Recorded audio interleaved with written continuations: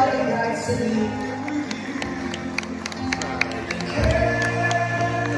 And at this point, we would like to invite Gian and Celine once again here on the dance floor as they celebrate this day with their first dance. So once again, let's put our hands together to Gian and Celine.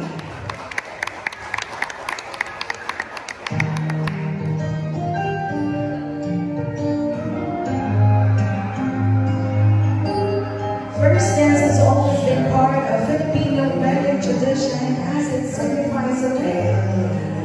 As husband and wife, these two individuals were moved towards one dance. So as husband and wife, you will now work out together towards one life because you are building as a family. Kiss down.